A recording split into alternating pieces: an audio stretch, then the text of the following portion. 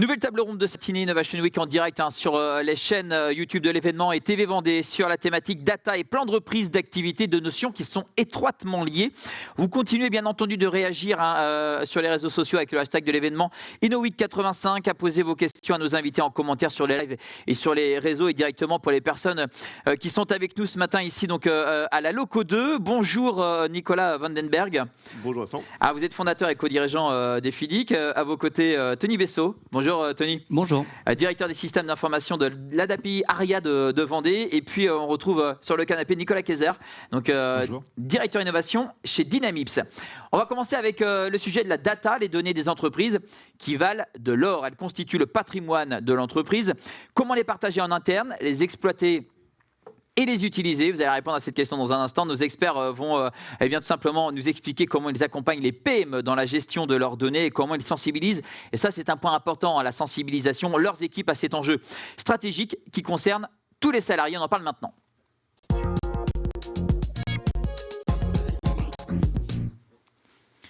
Nicolas, FIDIC, en quelques mots, c'est quel type de société ? Donc, FIDIC, nous sommes une jeune société de services numériques innovants basée sur la data. Nous sommes basés à Angers et la société a 3 ans. Nous sommes déjà 13 collaborateurs, donc une croissance très rapide. Aujourd'hui, tout le monde parle de la data, on lit ça dans les articles spécialisés, sur les salons, mais souvent on constate que les directeurs généraux ont du mal à franchir le cap, ont un peu de frilosité pour franchir le cap. Donc on est là pour les accompagner, montrer toute la valeur de la data. C'est quoi votre job concrètement ? Créer des services numériques basés sur la data, donc ça peut être des tableaux de bord commerciaux, ça peut être du ciblage marketing en améliorant la segmentation client, et ça peut être tous les services qu'on peut proposer de façon complémentaire quand on fait des flux techniques. Quel type de société font appel à vous ? Tout type de société. Aujourd'hui, on a des acteurs dans le service, dans le tertiaire, dans l'industrie, dans le monde agricole, dans la distribution B2B, B2C. Donc vous voyez le panel. Voilà, tout le monde a des données, donc on intervient, nos clients viennent de tous ces horizons. Au niveau géographique, plutôt Grand Ouest, mais pas que. On a aussi des clients parisiens et lillois. Alors, on parle de données qui valent de l'or, mais de quel type de données parle-t-on au final ? Alors, les données communes qu'on retrouve partout, ce sont les données commerciales. Aujourd'hui, toutes les sociétés ont 10 ans d'historique sur leurs clients, B2B, B2C, sur leurs factures. Et souvent, on constate que ces données ne sont pas exploitées, ne sont pas agrégées, ne sont pas consolidées. Et parfois aussi, dans des groupes ou des sociétés qui ont fait de la croissance externe, il y a des systèmes d'information hétérogènes qui font qu'on n'a jamais pris le temps de consolider ces données. Donc, un des sujets qu'on retrouve très régulièrement, c'est effectivement la consolidation de ces données commerciales pour pouvoir mieux connaître ses clients, proposer de la segmentation client, proposer des meilleurs ciblages et avoir des données objectives sur la réalisation des ventes. 3 exemples. Aujourd'hui, on a pu travailler pour les meubles Célio, où on a pu consolider toutes les données commerciales pour pouvoir avoir une vision claire sur la vente par typologie de magasin, par commercial, par type de produit. Chez Automoplan, vendeur automobile, on a pu agréger plus de 15 millions de factures sur 10 ans d'historique pour pouvoir mieux suivre le parcours utilisateur. On a créé un référentiel client unique pour pouvoir connaître le parcours de M. Dupont qui a acheté différentes voitures depuis 10 ans. Et enfin, pour la société Bouillet-Leroux, on a pu faire un nettoyage de fichiers clients B2B, 80 000 lignes nettoyées quasiment automatiquement pour pouvoir être sûr des données qui sont présentes dans leur CRM. Qui détient les données dans l'entreprise ? Effectivement, pour l'instant, c'est les acteurs opérationnels, les acteurs métiers. Et donc, c'est là le point de départ de la démarche data. Il faut qu'ils aient une intuition pour dire, voilà, on va pouvoir exploiter ces données pour un premier service, et ensuite on propose un premier projet au mode Quick Win qui permet ensuite d'avoir des services évolutifs et des nouveaux services. Alors pour connaître un peu quand même le monde de l'entreprise, pour rencontrer beaucoup de chefs d'entreprise, tout le monde a conscience de l'importance des données, mais beaucoup se disent ce n'est pas pour moi. Pourquoi selon vous ? Oui, tout à fait. Je confirme. Aujourd'hui, dans les études, on voit qu'un tiers des dirigeants affirment qu'ils n'utilisent pas leur data pour leur prise de décision. avec le discours, comme vous dites, ce n'est pas pour moi, c'est trop cher, c'est trop compliqué. Ce n'est pas le cas. Nous, à chaque fois, à FIDIC, on propose des services opérationnels, fonctionnels, très rapidement, au bout de quelques mois, 3 à 6 mois. Voilà, on parle de quick win. Il faut initier cette démarche pour constater les premiers résultats. Très souvent, on a un premier effet grâce à l'analyse, à la description, à l'analyse fine des données de façon objective. On a un résultat de dire « Ah, tiens, je ne savais pas qu'on avait ça ». Tout le monde pense si, mes données, je les maîtrise. Et il s'avère que quand on montre tout ça avec d'autres prismes, on arrive à des résultats, waouh, non, je ne savais pas.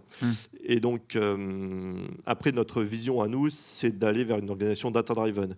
Une organisation data-driven, c'est une société qui met en avant ses data et qui est au centre de son organisation et qui sait prendre des décisions stratégiques et opérationnelles sur la base de cette analyse. Et data-driven, ça permet de créer de la valeur, ça permet de placer la data au centre de son organisation et de piloter son entreprise par ses données. Alors, mais en quoi, justement, parce que vous parlez de création de la valeur, en quoi ça apporte de la création de valeur pour l'entreprise ?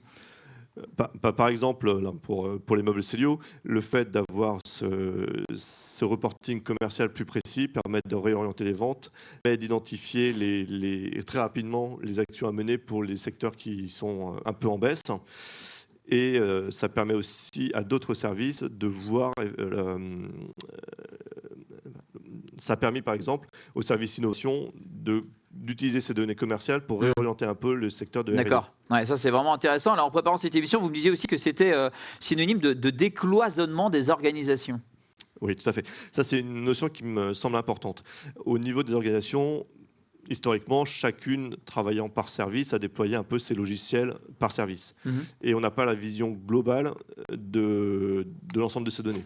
Donc nous, un de nos premiers travaux, c'est d'agréger ces données, quelle que soit leur source, quelle que soit la technologie, pour pouvoir les mettre dans une plateforme de données qui permet d'avoir une vision objective de cette donnée, mais surtout partagée par tous les services. Ça permet, je trouve important aujourd'hui, on constate que dans les salariés, et surtout les jeunes salariés, ils ont un besoin de donner du sens à leur travail. Et donc, avec cette vision transversale, on peut avoir une vision objective de la stratégie d'entreprise et d'avoir l'impression de travailler main dans la main avec l'ensemble des services, donc de décloisonner ces services. Et je pense que c'est vraiment une tendance stratégique de long terme de pouvoir avoir ces données partagées pour l'ensemble de l'organisation, voire au niveau des groupes aussi, pour ceux qui effectivement ont des groupes où on fait de la croissance externe. Comment sécuriser ces données ? Alors effectivement, le sujet de la sécurisation, c'est un sujet primordial. Le plus souvent aujourd'hui, les solutions nos clients nous demandent de déployer leurs solutions dans leur infrastructure. Donc dans ce cas-là, on a le niveau de sécurité de l'infrastructure de nos clients. Pour ce qui est de ce qu'on peut infogérer, on travaille avec des partenaires de confiance et effectivement, ces sujets sont primordiaux avec des notions d'anonymisation si besoin, de sécurisation forte, éventuellement double authentification. Je vais rebondir aussi sur la question de RGPD. Le fait de pouvoir agréger toutes les données nous permet de faire une cartographie aussi très claire du MDM, de Master Data Management, pour voir d'où viennent les données, de quelles sources, et donc d'aider à la cartographie logicielle pour préparer un audit data, un audit RGPD. Alors Tony, vous avez des données dites sensibles, puisque vous travaillez donc dans le médico-social. Comment est-ce que vous sécurisez vos données à l'ADAPI ARIA ? Alors, nous c'est assez simple. Donc, il y a d'abord une sécurisation technique qui se fait par les data centers, par le partenaire qu'on choisit. Mais nous, on a fait le choix d'un collège de fiabilisation, protection et qualité de la donnée, composé de médecins, composé du délégué à la protection des données, du DSI et des métiers, qui sont là effectivement pour donner le sens aux premières personnes qui saisissent les données, c'est-à-dire l'assistante de dispositif qui va être la première à saisir et donner ces données-là. Qu'est-ce que je peux saisir ? Pourquoi ? Comment ? Et on va suivre un petit peu ce chemin de données et son processus tout au long de sa vie. Parce que nous, on pense que la donnée, elle existe depuis très longtemps. La DAPI a 60 ans. C'est 60 ans cette année. Et donc, elle en a stocké des données. On a de la donnée qui est morte depuis très longtemps. Et comment on peut la rendre vivante et l'utiliser, en tous les cas, pour les métiers, pas pour la DSIN. Alors justement, la DAPI ARIA de Vendée est une association loi 1901 qui engage son action et ses activités au service de personnes en situation de handicap. En quoi c'est intéressant pour votre association l'exploitation de ces données-là ? Alors, comme tout le monde, ça a été dit tout à l'heure par Nicolas, nous, on utilisait de la donnée pour des tableaux de bord, de pilotage de notre activité et pilotage de notre association. Par contre, on a un vrai sujet, c'est qu'on accompagne des personnes en situation de handicap, qui ont des pathologies, et on a besoin d'adapter notre offre de service. Et donc, nous, on a voulu utiliser la donnée pour aller un peu plus loin et pour gérer la transformation de l'accompagnement et d'adapter notre offre et notre offre de service aux personnes qu'on accompagne. Et donc, cette data, elle a une vraie utilité. J'ai tendance à dire que la DSI est un business partner des métiers. Nous, on est là pour accompagner les métiers à toujours mieux accompagner les personnes. Vous êtes formation architecte SI, c'est ça. Et vous pensez que la data est utilisée de manière opportuniste ou systématique, mais malheureusement rarement dans un objectif de transformation. Alors, il va falloir que nous donniez quelques explications, Anthony. Ouais, je suis un peu dur avec ça. C'est que la data, si on veut que ça devienne de l'or, il y a un sujet de tableau de bord, il y a un sujet d'exploitation d'opportunité à un instant T, parce qu'on fait une enquête, parce qu'on fait une étude. Par contre, elle a un vrai rôle pour transformer nos organisations, transformer nos entreprises. C'est ce qu'on imagine à la Daperia. Donc ces datas-là, ce volume de data, nous, on l'a couplé avec une autre technologie qui est l'intelligence artificielle pour faire du prédictif. Et vraiment aller encore plus loin et donner de la valeur à ces données-là et ne pas rester... j'ai tendance à dire souvent à mon directeur général, si vous voulez des tableaux de bord, je peux en faire des milliers. Par contre, comment vous les exploitez? Qu'est-ce que vous en faites? Donnons du sens à cette donnée-là pour notre business et le faire évoluer. Donc c'est comme ça que pour nous, la data est traitée à la Daperia. Donc c'est un sujet de longue haleine et ça ne se fait pas du jour au lendemain. Ce n'est pas parce qu'il y a une décision qui est faite que ça se met en œuvre. On le travaille vraiment sur le long terme en imaginant et en espérant, puisque, attention, ce que je dis là, ce n'est pas une vérité, ça prend du temps, en espérant que ça va modifier notre business et modifier notre accompagnement, puisqu'on accompagne des personnes en situation de handicap, mais on fait aussi de la production d'activités, donc on a aussi besoin d'exploiter ces données. Quel type de production d'activité? On travaille pour des groupes vendéens, on travaille pour le groupe Atlantique, on travaille pour le groupe Beneteau, on travaille pour un certain nombre de groupes où les personnes en situation de handicap, ils sont à peu près 1000 à travailler sur ces sujets-là, et on travaille sur de la menuiserie, de la métallurgie, de la logistique, des espaces verts, etc. Donc, vous parlez bien d'utilisation de la data pour la transformation des organisations, des process, mais aussi il y a une part aussi d'opportunisme quelque part, puisqu'il y a une création de valeur. Vous évoluez justement dans ce secteur médico-social. Je disais, ce sont des données sensibles. En quoi c'est particulier de l'exploitation de données sensibles? En fait, on a un sujet, c'est que les personnes qu'on accompagne soient à l'aise avec le fait qu'on utilise leurs données. Donc ça s'accompagne et on est face à un public qui en plus est souvent à des troubles intellectuels et donc du coup on a besoin de les accompagner sur qu'est-ce qu'on va faire de leurs données, pourquoi.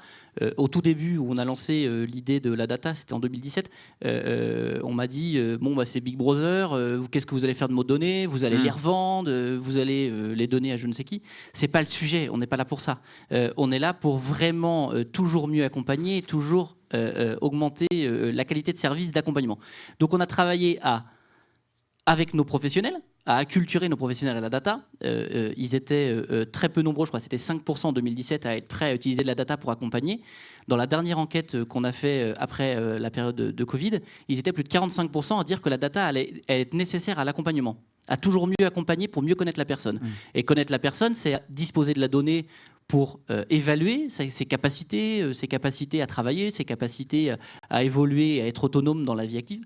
Et donc, ces données nous servent à ça et à toujours mieux accompagner avec un grand chapeau au-dessus, et qui chez nous prend beaucoup de temps, qui est le délégué à la protection des données et notre médecin coordinateur qui sont les garants en fait, de cette utilisation.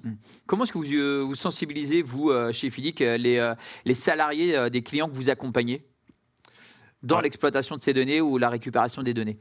Il y a effectivement un travail d'acculturation à la donnée, mais voilà, le fait de pouvoir voir rapidement des résultats amène à dire ah bah oui, ok, bon, là on a pu faire ça, on pourrait en faire un peu plus. Voilà, systématiquement, on a des retours comme ça. Je vais donner un exemple, par exemple, de nouveaux business qu'on a pu déployer.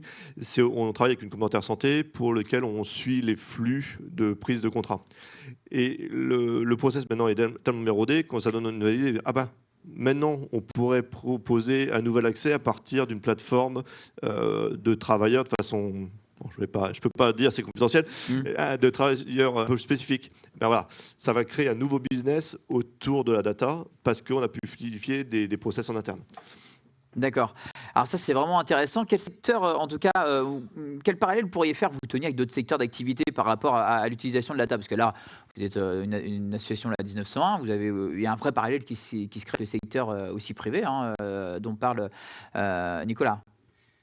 Je pense que la data, il n'y a pas de secteur qui est épargné par la data et tout secteur. Et ça, c'est important de le préciser et de le dire. Hein, tout secteur est partagé. C'est plutôt une volonté de la gouvernance et pilotage. Et je donne souvent un exemple à mon directeur général, au président. Pour atteindre ces objectifs-là, c'est un objectif de longue haleine. Et c'est comme lorsque vous dites bon, je veux rouler avec des véhicules plus verts, il y en a qui vont se dire moi, je prends un véhicule, puis je mets de la D-Blue, c'est déjà un premier pas. Et puis il y a ceux qui se disent non, moi, je veux 100% de mon parc en voiture électrique et avec une recharge avec énergie verte. C'est un vrai sujet et c'est un combat de longue haleine. Et donc la data, faut l'écrire, faut définir une stratégie pour se dire on va obtenir ça à 5 ans, 6 ans. Par contre, il est jalonné de petits quick wins, on l'a évoqué tout à l'heure, de petits renforts pour renforcer les directions générales, renforcer les présidents directeurs généraux, pour se dire ok, j'investis dans la data et pour un objectif de longue haleine et un objectif de transformation. Alors ça, c'est intéressant, ça fait 2 fois que vous parlez de votre directeur général. J'ai l'impression que ça a été un petit peu compliqué d'aller convaincre de l'utilisation de la data. Ce qui est difficile à convaincre, c'est de mettre de l'argent. Le directeur général, il a, comme toutes les structures, il se dit comment je peux, en quoi j'investis dans mon SI. Et la data, au début, c'est un peu... on va dire que c'est un peu un trou noir. On se dit, bon, qu'est-ce qu'on fait? On y met de l'argent. Ouais, c'est ça, voilà. Il a fallu vendre le projet, j'ai l'impression. Hein. Il faut vendre le projet. Et si vous vendez un projet en vous disant, vous inquiétez pas, on investit 200 000 euros par an, et dans 5 ans, vous verrez, on aura quelque chose. Pour eux, ça, c'est impossible. Quel retour sur investissement? Et la data, elle doit avoir un retour sur investissement. Elle doit avoir un objectif. Si c'est un objectif de construire des méga tableaux de bord que personne n'exploite et dans lequel vous faites aucune action, bon, autant balancer de l'argent par les fenêtres. Alors, il y a des KPI, j'imagine. Ouais. Et je vais rebondir parce qu'effectivement, peut-être qu'on a la mauvaise image que précédemment, on a fait de la data plutôt dans les banques, les assurances, on a fait un tunnel pour faire un super data lake, on a mis toutes les données et finalement, il n'en est rien sorti. Là maintenant, aujourd'hui, les offres, les technos sont prêtes pour pouvoir s'adresser aux ETI, aux PME et d'avoir des résultats rapides. C'est ça vraiment la différence aujourd'hui, c'est exploiter la donnée, c'est pour maintenant. Et une autre conviction forte aussi chez FIDIC, on pense que la data maintenant, ça a plus de valeur que le logiciel. Aujourd'hui, les logiciels, on prend un CRM 1, 2 ou 3, bon, globalement, ils vont faire la même chose. Donc, bon, les éditeurs ont forcément des choses différentes à proposer. Mais je pense que le caractère différenciant, concurrentiel, c'est de pouvoir exploiter ces données. Tu parlais de 10 ans, 60 ans. Ben voilà. Les organisations qui ont 10 ans d'historique, ils ont de l'or dans leur base de données. Au niveau commercial, c'est évident. On peut effectivement rapidement dégager des choses pertinentes, pouvoir relancer des prospects froids, pouvoir avoir la tendance à court terme, avoir une évolution plus sur le long terme. Donc il y a des choses à faire grâce... Voilà, l'exemple commercial, c'est le plus simple. Alors, mais est-ce que vous avez, vous, des exemples concrets de développement de business grâce justement à la data? Parce que là, je viens de citer les indicateurs de performance. Normalement, sur l'ensemble des tableaux de bord que vous mettez en place, il y a des KPI qui sont justement mis en place. Moi, j'ai un exemple concret. Dans notre secteur d'activité, la DAPERIA, nous, on doit rendre des comptes à l'Agence régionale de santé qui fait ce qu'on appelle des mesures d'activité. Eh bien, la data, elle nous permet aujourd'hui, beaucoup d'associations, dans la mesure de l'activité, c'est un peu difficile de l'appréhender dans le sens où cette donnée-là, on ne l'a pas. Eh bien, en fait, on a été pioché dans toutes les données de notre ERP métier, les agendas, les actes qui sont réalisés par nos professionnels. Et on a réussi à le qualifier pour mesurer un taux de mesure d'activité. Qu'est-ce qu'on fait comme activité pour les personnes? Et c'est nouveau. L'ARS, on leur a présenté il y a peu de temps d'ailleurs. Et ils sont intéressés par ça pour se dire mais comment notre secteur médico-social est en train de se transformer, puisqu'il crée une vraie mutation du secteur médico-social. Comment on pilote cette transformation-là? C'est très difficile de piloter une transformation. Et la donnée, elle a tout son sens de dire ok, est-ce qu'on est au bon endroit? Est-ce qu'on rajuste? Donc elle a aussi cet effet-là, et c'est tout le sujet de la data. C'est on le travaille pas à froid une fois qu'on a un résultat. nous, le sujet de la data, c'est je ne vais pas dire tous les jours, mais de chaque trimestriellement, on regarde la data, qu'est-ce qu'on fait, on rajoute notre activité, est-ce que là on accompagne bien, est-ce qu'on a assez d'offres de services, est-ce qu'il faut qu'on aille plus sur le domicile, est-ce qu'on doit développer une nouvelle offre dans un établissement, il y a un projet architectural, est-ce qu'on doit construire un nouvel IME, etc. etc. Donc, c'est tous ces sujets-là qui concernent la data. Et ça touche de la personne qui est à la logistique, de la personne qui est à l'administration, jusqu'au directeur général, en passant par les autorités de contrôle et de tarification. Tout le monde est concerné. On a des questions sur les réseaux sociaux, hashtag Inowit85, et puis directement en commentaire sur les chaînes YouTube, puisque nous sommes en direct de la Loco 2, sur la chaîne de l'événement et TV Vendée. La première, le RGPD impose-t-il des contraintes sur les opérations de consolidation des données ? Là, il faut reprendre par rapport à la RGPD. Quels sont les traitements? Sont-ils légitimes ou pas? A-t-on obtenu quelles sont les personnes concernées? Quelles sont les données personnelles concernées? Et a-t-on obtenu le consentement pour l'utilisation de ces données? Voilà, c'est les 3 étapes. Ce que nous, on propose, c'est effectivement, comme on a cette cartographie logicielle, parce que on doit le faire pour récupérer les données, on peut faire cette cartographie et la proposer au DPO ou au DSI chez notre client, ou aux personnes responsables de cette responsabilité. À partir de là, effectivement, après, c'est plus mon travail de dire, cette donnée-là, on peut ou pas l'exploiter pour un autre usage. Chez Automonplan, par exemple, comme ces données étaient dispersées dans 12 logiciels différents, le fait d'avoir agrégé dans notre référentiel de client unique a permis d'avoir ce recueil de consentement de façon centralisée pour l'ensemble des logiciels. Voilà un exemple. Mais effectivement, donc il y a un vrai sujet RGPD quand on s'adresse aux données personnelles, mais encore plus dans le monde de la santé. Et donc on est capable d'accompagner nos clients sur cette stratégie, cette démarche, et éventuellement de mettre en relation avec des avocats qui travaillent sur ce sujet. Moi, RGPD, pour moi, c'est opportunité. Opportunité de connaître la cartographie de nos données, opportunité de savoir ce qu'on fait des données, et opportunité pour la première fois de répondre aux personnes qu'on accompagne, de dire oui, on sécurise vos données, oui, on sait où elles sont, et oui, on sait ce qu'on en fait. Deuxième question, on va pouvoir l'afficher. Est-ce que le RGPD, donc ça c'est une question qui revient, est un frein ou une opportunité? Donc Tony a déjà répondu à la question. Alors maintenant, Nicolas. Je confirme effectivement. On a cette démarche de dire d'où viennent nos données, donc on accompagne cette RGPD. Et pour moi, c'est une opportunité, oui. On va prendre une question dans le public. Est-ce qu'on a des questions dans le public? Alors, moi, avant, parce que je sais qu'il y a une 3e question qui va arriver sur les réseaux. Il y a beaucoup de questions, en particulier sur le RGPD, vous l'avez remarqué. Quels sont les prérequis sur l'exploitation de la data? D'abord, une intuition métier. Il faut qu'il y ait un acteur métier qui dise, voilà, moi je pense qu'on pourrait exploiter cette donnée commerciale, cette donnée marketing, cette donnée opérationnelle. Et une fois qu'on a cette intuition, nous on accompagne avec des consultants fonctionnels pour expliciter un petit peu cette vision et aller un peu plus loin. Et après, nous, le prérequis technique, c'est l'accès aux données. Donc après, aujourd'hui, ça se passe très bien avec des accès directement en API, en service, en accès en base de données, des fichiers plats, des fichiers Excel. Voilà, ça après, la partie technique, on ne nous pose plus de soucis. Très bien. Nous, on part de l'usage.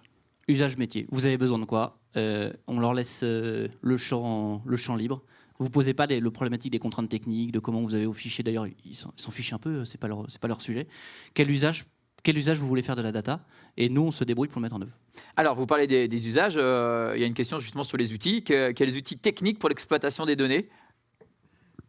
De mon côté, on a beaucoup de briques open source. Donc, on va partir sur la partie base de données. Ça sera du Postgre, du MariaDB pour les bases classiques.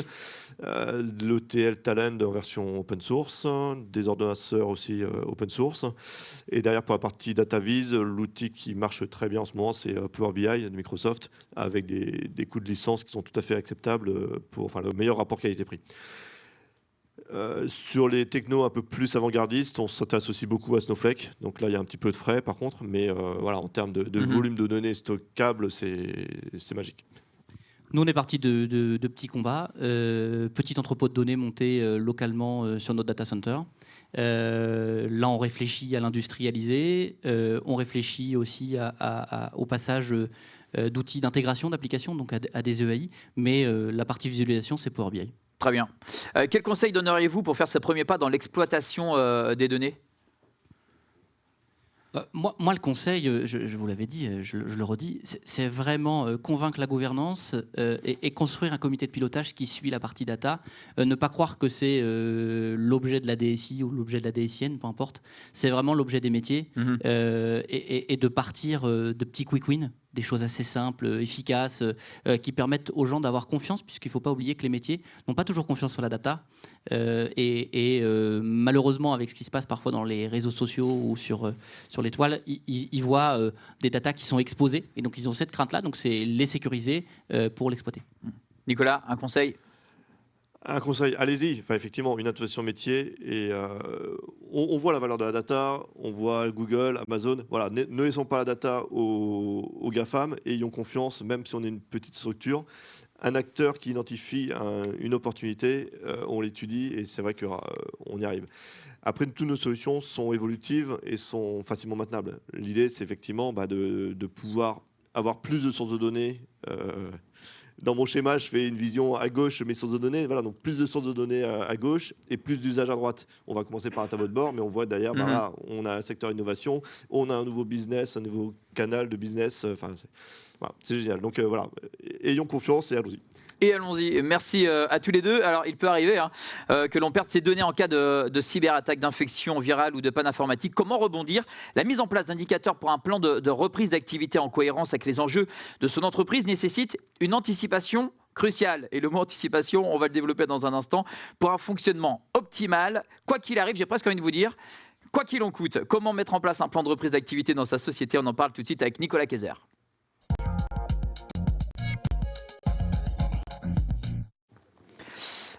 Merci Nicolas en tout cas d'avoir accepté cette invitation pour cette table ronde. On va parler de plan de reprise avec vous. Vous êtes le directeur innovation de Dynamips, chez Dynamips. Dynamips, c'est quoi ?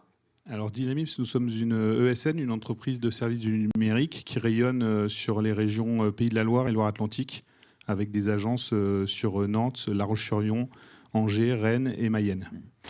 C'est quoi votre cœur de métier ? On a 4 domaines d'expertise, l'infrastructure, la sécurité, le collaboratif et la gestion. Alors, je le disais, anticiper, c'est peut-être la première chose à faire. Absolument. L'évaluation des risques, il est très important. Il faut prendre conscience des risques qu'on peut avoir pour sécuriser son système d'information. Donc, il y a plusieurs types de risques. On va penser aux sinistres majeurs, type incendie, inondation, tremblement de terre. J'insiste souvent sur le tremblement de terre parce que on est dans des régions sismiques, alors on n'a pas des bâtiments qui s'effondrent, mais on peut avoir des destructions de la perte de données, notamment sur des disques durs mécaniques qui peuvent être sensibles à des tremblements de terre de faible amplitude qu'on constate parfois sur nos régions. Alors, on a aussi d'autres risques. Là, je pense aux les incendies, cambriolage. Absolument. Donc, le cambriolage, c'est un risque important qu'on constate malheureusement fréquemment. Et puis, il y a également tous les risques cyber, donc de la malveillance externe, avec des attaques de pirates informatiques, des ransomware, des virus, mais également des risques cyber internes avec de la malveillance d'un collaborateur ou d'un partenaire qui souhaite voler ou détruire de la donnée. Alors, le plan de reprise d'activité était... on va dire, il y a quelques années destiné aux grands groupes. Maintenant, les TPE, PME peuvent mettre en place un plan de reprise d'activité ? Oui, tout à fait. Alors, le plan de reprise d'activité, c'est avoir une infrastructure de secours. Donc, historiquement, on avait un investissement pour une première infrastructure, pour la production.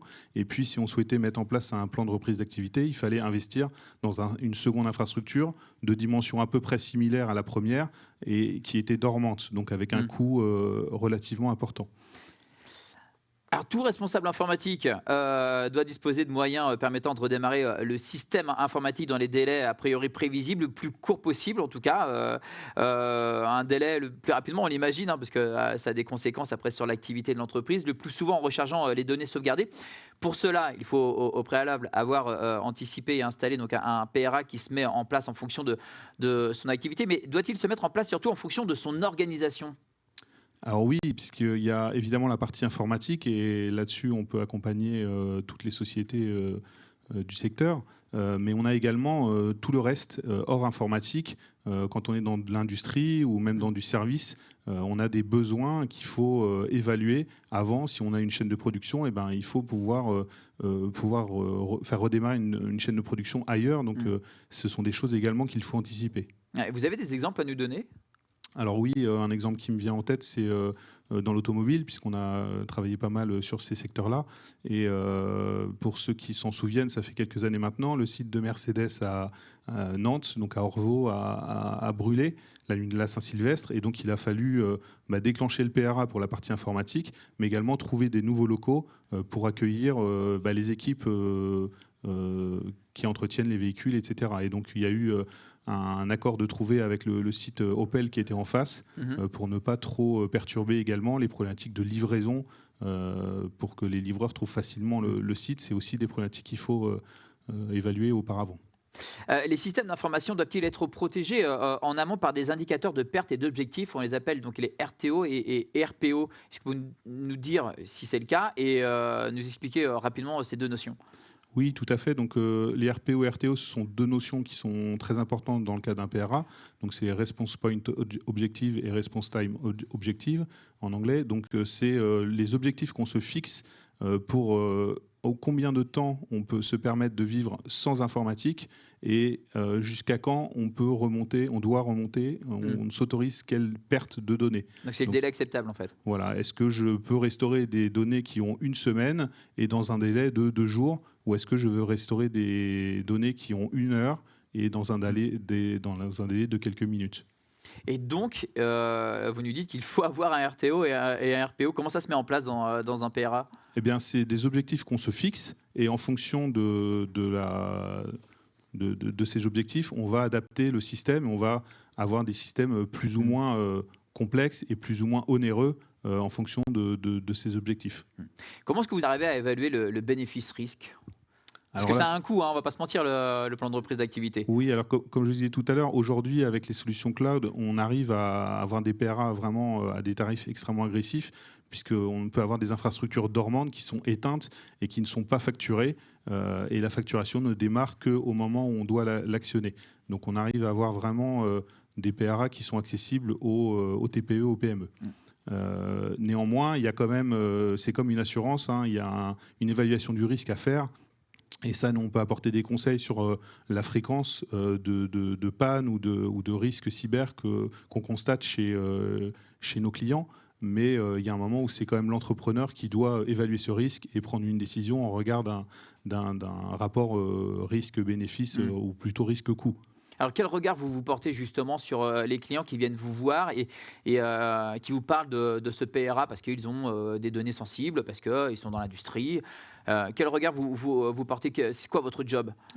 Ces clients-là, je dirais que c'est des clients qui ont pris conscience de la criticité du domaine informatique aujourd'hui. Donc, c'est déjà presque gagné. Il ne reste plus qu'à trouver le bon compromis et puis les accompagner sur le choix de la techno qui va bien.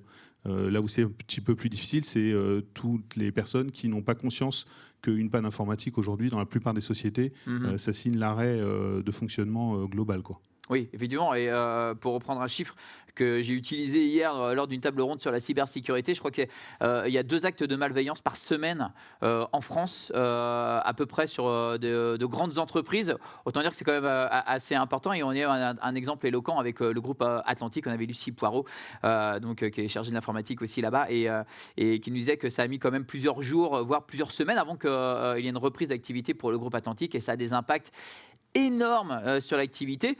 Des fois, on vous regarde avec des yeux ronds, des grands yeux, en vous disant mais de quoi me parle-t-il ? Oui, parce que on ne veut jamais voir le risque. Ça n'arrive qu'aux autres. C'est malheureusement un problème. Donc, sur le risque cyber, il commence à y avoir une prise de conscience de la part de beaucoup de clients. Et donc, on commence à pouvoir proposer des solutions de protection déjà qui sont très performantes. Et puis, aller au bout du projet, c'est la mise en place d'un PRA, quoi. On va passer aux questions du public. Alors, je ne sais pas si on en a sur les réseaux sociaux. Est-ce que vous avez des questions ici dans le public de la Loco 2 ? N'hésitez pas, profitez-en. C'est le moment ou jamais. Moi, j'en ai encore des questions. Tant qu'à faire, c'est mon job. Quels sont les points clés à mettre en place pour un plan de reprise d'activité efficace ? Alors la première chose, évidemment, c'est d'évaluer le risque, on vient d'en parler. Et puis ensuite, il faut, comme le disait tout à l'heure Nicolas, il faut cartographier la donnée, savoir quels sont les points clés dans le système d'information, de quoi on peut se passer et de quoi on ne peut pas se passer pour pouvoir fonctionner. Ensuite, on va définir des objectifs, donc on en a parlé également, les RPO, les RTO. Et en fonction de ces objectifs et de cette criticité, on va choisir des outils et des technos pour sécuriser ces données-là. Et on va mettre en place la solution. Et ensuite, ce qui est important aussi, c'est de pouvoir la tester de manière régulière pour être sûr que le jour où le drame survient, on ait un système de reprise qui fonctionne. Alors, je me tourne vers Nicolas justement. Est-ce que lors de vos entretiens avec vos clients, parce que vous parlez d'exploitation de la donnée, récupération de données, est-ce que des fois il vous arrive d'évoquer les plans de reprise d'activité en disant attention, anticipez? Tout à fait. Et tu parlais des data, c'est même au niveau de logiciel, quoi. Il faut être capable de réinstaller tous les logiciels, réinstaller toutes les instances et de réinstaller les données. Donc là, effectivement, c'est des sujets cruciaux. Et donc, moi, je dirais que j'interviens après cette phase-là. Une fois que les données sont réinstallées, enfin les logiciels sont réinstallés avec la data, voilà, je peux remettre en place les flux pour alimenter les tableaux de bord ou les usages. Vous n'arrivez jamais en amont? C'est-à-dire en disant de manière préventive, quelque part. On alerte sur ce sujet. La cybersécurité, c'est un sujet maintenant, on ne peut plus passer à côté. On sera tous attaqués un jour ou un acte de malveillance interne. C'est 2 par semaine quand même en France. Voilà, en ce moment. Donc effectivement, ces sujets-là, il faut plus le mettre sur le tapis en disant ça n'arrive qu'aux autres. Je comprends votre expression. Voilà, chez nous, effectivement, on connaît notre cartographie logicielle à nous et notre capacité à réinstaller. Donc voilà, les termes de RPO, RTO. Voilà, on est capable de relancer le lendemain les données de J-7 en 24 heures. Donc voilà, ces sujets-là, on est sensibilisés et on sensibilise nos clients. Tony, est-ce que vous avez pensé à votre PRA? Forcément, nous on traite de la donnée de santé et on a une obligation de tourner 24/24, 7/7. Donc nous, on est même au-delà du PRA, on est sur un PCA, donc un plan de continu d'activité. Ah oui, c'est vrai qu'on aurait pu, on pourrait l'aborder, la différence entre PRA et PCA, effectivement. C'est ça, mais qui n'empêche pas d'avoir un PRA, parce qu'on pourrait imaginer que le PCA tombe aussi. Donc oui, forcément, on y pense, et forcément, ça a un impact. D'ailleurs, depuis lundi, nous, on subit une attaque, je crois qu'on en subit quasi une par mois en ce moment. Ah oui. Ça fait partie du jeu. Comme je disais à mon DG, c'est pas si ça arrive, c'est quand est-ce que ça va arriver. Bon, c'était lundi, tant mieux, c'est arrivé. Maintenant, c'est comment on met en place ces éléments-là, comment on met en place des cellules de crise, etc. Il y a toute une organisation à mettre en œuvre. Nicolas en parlait tout à l'heure. Au-delà même du SI, ça va jusqu'à l'organisation, même de l'accompagnement pour nous des personnes. Oui, parce que ça a quand même un impact conséquent une fois qu'on subit une cyberattaque ou un incendie, etc. C'est tout le process organisationnel de l'entreprise qui est chamboulé. Absolument. Donc d'où l'intérêt aussi, en tout cas c'est votre job, de mettre en place un plan de reprise d'activité. Et en combien de temps vous êtes capable de faire redémarrer la machine? Alors vraiment, comme on évoquait là, on peut avoir un plan de continuité d'activité. Donc le plan de continuité d'activité, le PCA, c'est le PRA ultime, puisque c'est quand il y a une infrastructure qui tombe, il n'y a aucun arrêt de production et tout est basculé sur une infrasecondaire de manière instantanée. Donc c'est vraiment le plus haut niveau. Après, sur un PRA traditionnel, on va parler de quelques heures et un retour globalement à quelques heures également en arrière pour aller chercher les données saisies et renseignées par les collaborateurs.